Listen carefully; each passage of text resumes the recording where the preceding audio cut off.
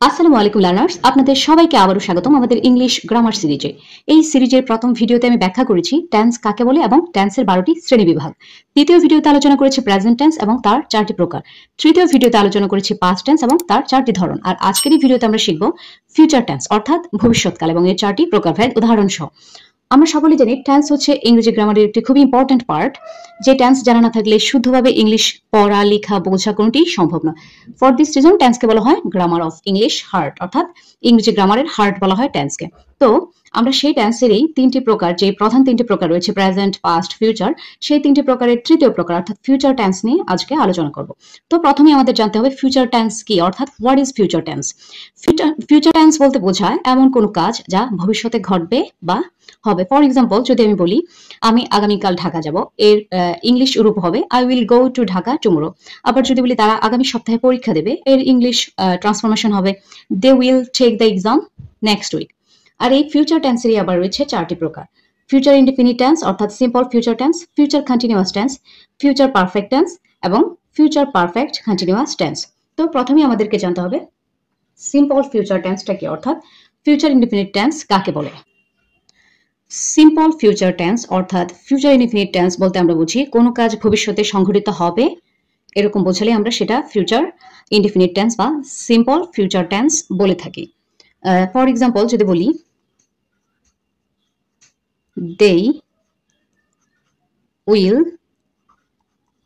Play football, তারা football খেলবে, এর মাধ্যমে কি ভবিষ্যতের একটি কাজের ইঙ্গিত দেওয়া হয়েছে। আবার যদি বলি smartphones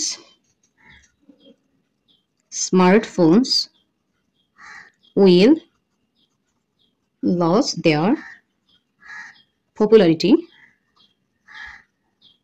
someday, অর্থাৎ কোনো একদিন স্মার্টফোনের জনপ্রিয়তা হারাবে। এটি হচ্ছে একটি ফিউচার ইনডিফিনিট টেন্স অর্থাৎ সিম্পল ফিউচার টেন্সের উদাহরণ। এক্ষেত্রে যদি আমরা স্ট্রাকচারগুলো দিই তাহলে এর গঠন সম্পর্কে আমরা আরেকটু ক্লিয়ার হব। এক্ষেত্রে ফিউচার ইনডিফিনিট টেন্সের অ্যাফার্মেটিভ স্ট্রাকচার হচ্ছে সাবজেক্ট প্লাস শ্যাল অথবা উইল প্লাস V1 অর্থাৎ ভার্বের প্রথম যে রূপটা রয়েছে প্রেজেন্ট ফর্ম, তারপর হবে অবজেক্ট, তারপর এক্সটেনশন। এক্ষেত্রে নেগেটিভ স্ট্রাকচারটা হবে সাবজেক্ট প্লাস শ্যাল অথবা will plus not plus V1 plus object plus extension. এবার আমরা দেখব সিম্পল ফিউচার টেন্সের যে ইন্টারোগেটিভ ফর্ম অর্থাৎ কোয়েশ্চন স্ট্রাকচারটা। এক্ষেত্রে আমরা শ্যাল উইল সামনে নিয়ে আসবো plus subject plus V1 plus object plus extension. এক্ষেত্রে আমাদেরকে অবশ্যই কোয়েশ্চন মার্কটা দিতে হবে যেহেতু এটা একটা ইন্টারোগেটিভ সেন্টেন্সের স্ট্রাকচার। এবার আমরা সিম্পল ফিউচার টেন্সের কিছু ব্যবহার দেখব, ইউজেস অর্থাৎ ব্যবহার বা প্রয়োগ দেখব। আমরা কোন কোন ক্ষেত্রে আমরা ফিউচার ইনফিনিট টেন্স অর্থাৎ সিম্পল ফিউচার টেন্সের স্ট্রাকচার মেনে সেন্টেন্স মেক করব। এক্ষেত্রে ভবিষ্যতের সাধারণ কাজ, ভবিষ্যতের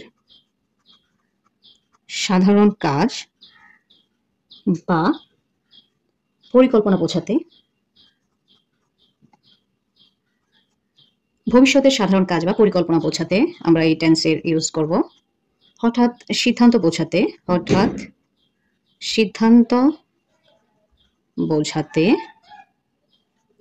আবার প্রতিশ্রুতি বা আশা প্রকাশ করতে আমরা ফিউচার ইনডিফিনিট টেন্স বা সিম্পল ফিউচার টেন্স ইউজ করে থাকি। তো এবার কিছু এক্সাম্পল দিচ্ছি যার মাধ্যমে আমরা জিনিসটা আরেকটু ক্লিয়ার হব। We shall go to Dhaka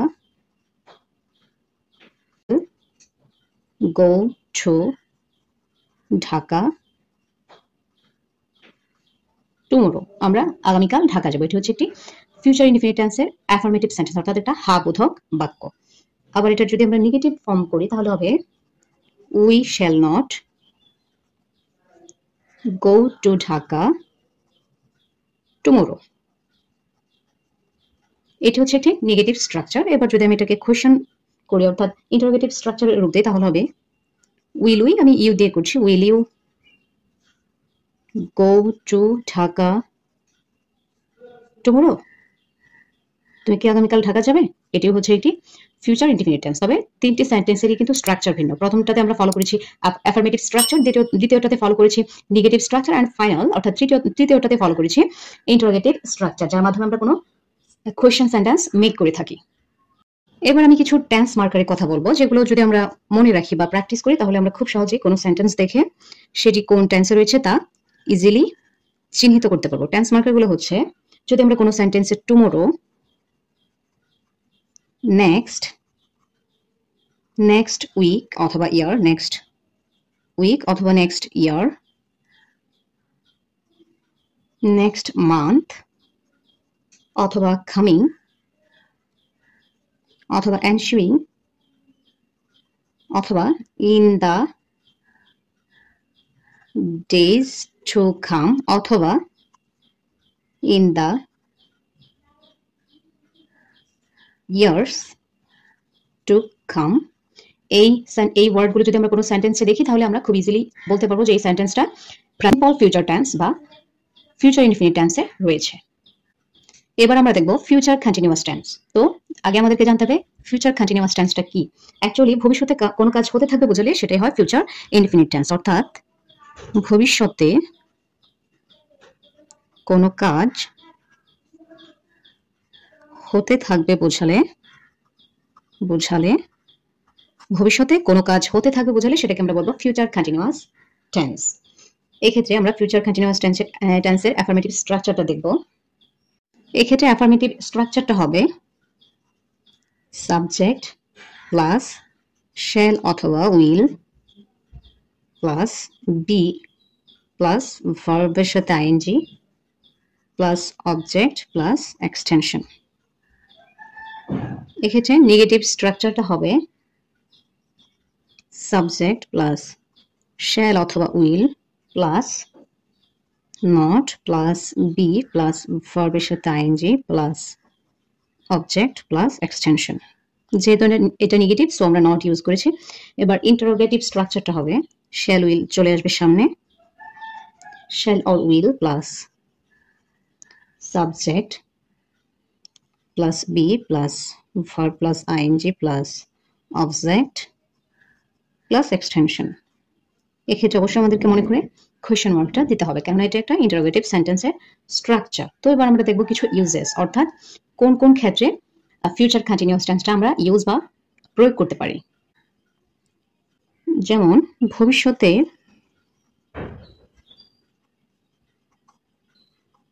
নির্দিষ্ট সময় যে কোনো কাজ চলমান থাকবে তা বোঝাতে আমরা ফিউচার কন্টিনিউয়াস টেন্সটা ইউজ করি। যদি আমি বলি আমি রাত 9টায় পড়তে থাকবো, এটা হচ্ছে একটি ফিউচার কন্টিনিউয়াস টেন্সের এক্সাম্পল। আবার ভবিষ্যতের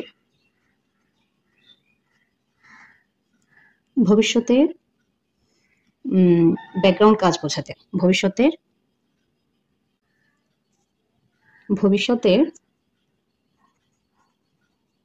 ব্যাকগ্রাউন্ড কাজ বোঝাতে আমি যদি বলি যে তারা ক্লাস চলাকালে গান গাইতে থাকবে, এটি হবে একটি ফিউচার কন্টিনিউয়াস টেন্সের এক্সাম্পল। যদি বলি উই শ্যাল বি, আইও দিতে পারি আমরা অথবা হিও দিতে পারি। এখানে আমি উই দিচ্ছি যেহেতু প্রথমটা উই দিয়ে দিয়েছিলাম। We shall be writing a letter, এটি হচ্ছে একটি ফিউচার কন্টিনিউয়াস টেন্সের অ্যাফার্মেটিভ স্ট্রাকচার। আবার যদি বলি we shall not be writing a letter, এটি হচ্ছে একটি নেগেটিভ সেন্টেন্স। আবার যদি বলি will you be writing a letter, এটি হচ্ছে একটি ইন্টারোগেটিভ সেন্টেন্স। তো আমরা কি বুঝলাম? ফিউচার কন্টিনিউয়াস টেন্স হচ্ছে ভবিষ্যৎকালে কোনো কাজ হতে থাকবে যদি বোঝায় সেটাই হবে ফিউচার কন্টিনিউয়াস টেন্স। এক্ষেত্রে আমরা we shall be writing a letter, এটা হচ্ছে একটি affirmative sentence. We shall not be writing a letter, এটি হচ্ছে একটি নেগেটিভ সেন্টেন্স। এবং will you be writing a letter, এটি হচ্ছে একটি ইন্টারোগেটিভ সেন্টেন্স, যা আমরা পূর্ববর্তী স্ট্রাকচারগুলোর সাথে মিল রেখেই তৈরি করেছি। এবার আমরা আলোচনা করব ফিউচার টেন্সের যে তৃতীয় প্রকার, অর্থাৎ ফিউচার পারফেক্ট টেন্স নিয়ে। অ্যাকচুয়ালি ভবিষ্যৎকালে কোনো নির্দিষ্ট সময়ের মধ্যে কোনো কাজ হয়ে যাবে বোঝালে সেটাই হবে ফিউচার পারফেক্ট টেন্স। আমি আবার বলছি, ভবিষ্যৎকালে অর্থাৎ ফিউচারে কোনো একটি নির্দিষ্ট সময়ের মধ্যে কোনো কাজ হয়ে যাবে বোঝালে, অর্থাৎ পারফেক্ট বোঝালে, সেটি হবে ফিউচার পারফেক্ট টেন্স। এক্ষেত্রে আমরা কিছু স্ট্রাকচার দিলে জিনিসটি আরেকটু ক্লিয়ার হবে। এক্ষেত্রে অ্যাফার্মেটিভ স্ট্রাকচার হবে, এক্ষেত্রে অ্যাফার্মেটিভ স্ট্রাকচার হবে সাবজেক্ট প্লাস শ্যাল অথবা উইল। যেহেতু এটি ফিউচার পারফেক্ট টেন্সের স্ট্রাকচার, অ্যাফার্মেটিভ অবশ্যই এখানে শ্যাল উইল থাকবে, যেহেতু future subject plus shall will, then যেহেতু পারফেক্ট সো আমরা দেব have plus V3 plus object plus extension. এবার আমরা দেখব নেগেটিভ স্ট্রাকচার। নেগেটিভ, এক্ষেত্রে নেগেটিভ স্ট্রাকচার হবে সাবজেক্ট, বরাবরের মতো আমরা শুধু নট যোগ করে দেব, শ্যাল অথবা will plus not plus have plus V3 plus object plus extension. এবার ইন্টারোগেটিভ স্ট্রাকচারটা হবে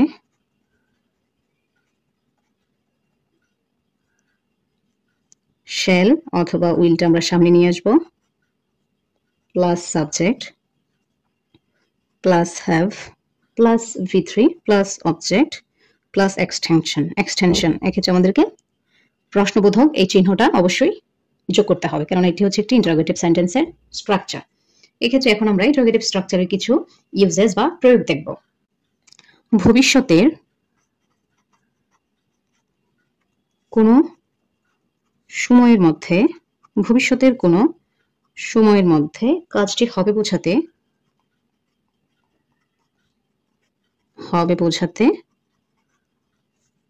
ফিউচার পারফেক্ট টেন্স হয়। আবার যদি কাজের মধ্যে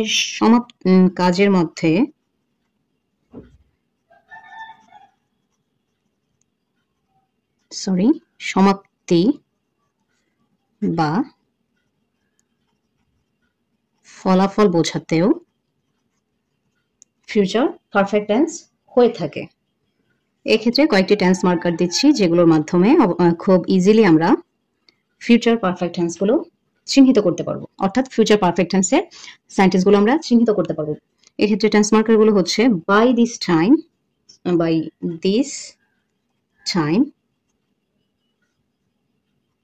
বাই টাইম অথবা মান্থ, যে কোনো একটি হতে পারে, বাই টাইম অথবা by month or by year. আবার নেক্সট টাইম হতে পারে, নেক্সট টাইম মান্থ অথবা ইয়ার। এই টেন্স মার্কারগুলোর সাহায্যে আমরা খুব সহজেই ফিউচার পারফেক্ট টেন্স কোনটা, অর্থাৎ কোন সেন্টেন্সটা ফিউচার পারফেক্ট টেন্সে রয়েছে সেটা আমরা ইজিলি চিহ্নিত করতে পারবো। এবার আমরা কয়েকটি এক্সাম্পল ইউজ করব, যার মাধ্যমে আমরা টেন্সটা একটু ক্লিয়ার হব। They will have finished the work. এটা হচ্ছে একটি অ্যাফার্মেটিভ সেন্টেন্স। আবার বলবো নেগেটিভ যদি হয়, এটা they will not have finished the work. এবার আমরা ইন্টারোগেটিভ যদি বলি will they অথবা যদি বলি will you have finished the work? তো আমরা তিনটি সেন্টেন্সেই কিন্তু দেখতে পাচ্ছি পূর্বে উল্লেখিত স্ট্রাকচারগুলো পুরোপুরি ফলো করা হয়েছে। তো আমরা বুঝতে পারছি কি এই তিনটি স্ট্রাকচার ইউজ করে অ্যাফার্মেটিভ, নেগেটিভ এবং ইন্টারোগেটিভ সেন্টেন্স অর্থাৎ ফিউচার পারফেক্ট টেন্সের এই তিনটি ধরন নিয়ে আমরা সেন্টেন্স খুব সহজে মেক করতে পারি। এবার আমরা আলোচনা করব ফিউচার পারফেক্ট কন্টিনিউয়াস টেন্স নিয়ে। ভবিষ্যৎকালের কোনো সময়ের মধ্যে কোনো কাজ চলতে থাকবে বোঝালে সেটি হচ্ছে ফিউচার পারফেক্ট কন্টিনিউয়াস টেন্স। কি বললাম? ভবিষ্যৎকালের কোনো সময়ের মধ্যে কোনো কাজ চলতে থাকবে বোঝালে সেটি হবে ফিউচার পারফেক্ট কন্টিনিউয়াস টেন্স। এক্ষেত্রে আমরা কিছু স্ট্রাকচার দেখব। এক্ষেত্রে অ্যাফার্মেটিভ স্ট্রাকচারটা হচ্ছে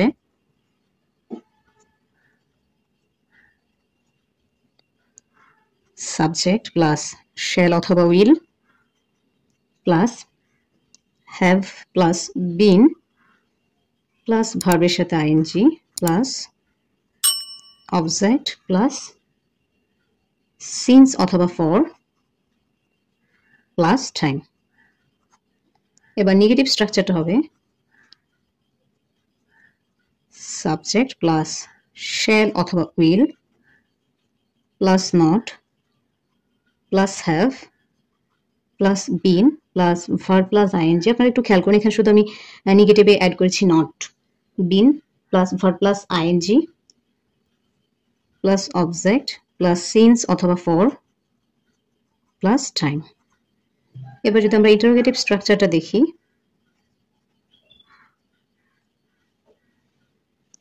এক্ষেত্রে আমরা শ্যাল উইলটা সামনে নিয়ে আসবো, শ্যাল অথবা will plus subject plus have been, have plus been plus verb plus ING plus object plus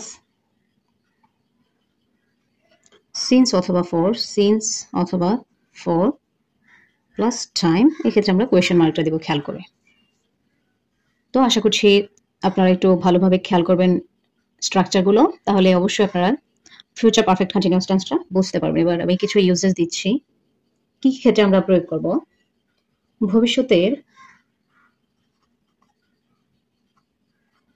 ভবিষ্যতের কোনো সময় পর্যন্ত একটি কাজ কতক্ষণ ধরে চলছে তা বোঝাতে, কতক্ষণ ধরে চলছে তা বোঝাতে ফিউচার পারফেক্ট কন্টিনিউয়াস টেন্সটা ইউজ করা হয়। দীর্ঘ সময় ধরে চলমান কাজের উপর প্রেজেন্ট টেন্স। আমি আবার বলছি, এই ফিউচার পারফেক্ট কন্টিনিউয়াস টেন্সের ক্ষেত্রে আমাদের একটি জিনিস মনে রাখতে হবে, ভবিষ্যৎকালে যদি দুইটি কাজ সংঘটিত হয় তবে এই দুইটি কাজের মধ্যে যে কাজটি আগে চলতে থাকবে বোঝাবে সেটা হবে ফিউচার পারফেক্ট কন্টিনিউয়াস টেন্স, এবং যেটি পরে হবে সেটি হবে সিম্পল ফিউচার টেন্স অর্থাৎ ফিউচার ইনডিফিনিট টেন্স। এবার কিছু এক্সাম্পল দিলে আরেকটু ক্লিয়ার হবে ফিউচার পারফেক্ট কন্টিনিউয়াস টেন্স। যদি আমি বলি আমি 2 ঘন্টা ধরে কাজটি করে যাচ্ছি, বা কাজটি করে যাচ্ছি থাকবো, বা সে 2 ঘন্টা ধরে কাজটি করে যাচ্ছে, এক্ষেত্রে এক্সাম্পল হবে I shall have been doing the work for 2 hours। Actually এই ফিউচার পারফেক্ট কন্টিনিউয়াস টেন্সটা আমাদের প্রাত্যহিক জীবনে অর্থাৎ বাস্তব ক্ষেত্রে খুব কমই প্রয়োগ করা হয়। আবার যদি বলি এটা negative form, I shall have been doing the work for 2 hours, এটি হচ্ছে একটা অ্যাফার্মেটিভ সেন্টেন্স। আবার যদি বলি I shall not have been I shall not have been doing the work for 2 hours, এটা হবে একটি নেগেটিভ সেন্টেন্স। আবার যদি বলি will I have been doing the work for 2 hours, will I have been doing the work for 2 hours। আপনারা খেয়াল করুন এই তিনটি সেন্টেন্স, অর্থাৎ এটি হচ্ছে একটা অ্যাফার্মেটিভ সেন্টেন্স, এটি হচ্ছে এটা নেগেটিভ সেন্টেন্স যেহেতু এখানে নট ইউজ করা হয়েছে, এবং এটি একটা হচ্ছে ইন্টারোগেটিভ সেন্টেন্স। খেয়াল করুন কেননা শ্যাল অথবা উইল আমরা সামনে নিয়ে এসেছি, then subject, then auxiliary verb plus been plus verb plus ING, V1 plus ING, then object plus since অথবা for, then next end time. এখানে এটা কিন্তু টাইম নির্দেশক, এবং অবশ্যই আমরা এখানে একটা কোয়েশ্চেন মার্ক ইউজ করেছি যা আমাদের ফিউচার পারফেক্ট কন্টিনিউয়াস টেন্সের যে তিনটি স্ট্রাকচার পূর্বে দেওয়া হয়েছে সেগুলোর সাথে অবশ্যই সামঞ্জস্যপূর্ণ, অর্থাৎ আমরা এই তিনটি সেন্টেন্স মেক করতে কিন্তু আমরা ওই তিনটি স্ট্রাকচারই ফলো করেছি।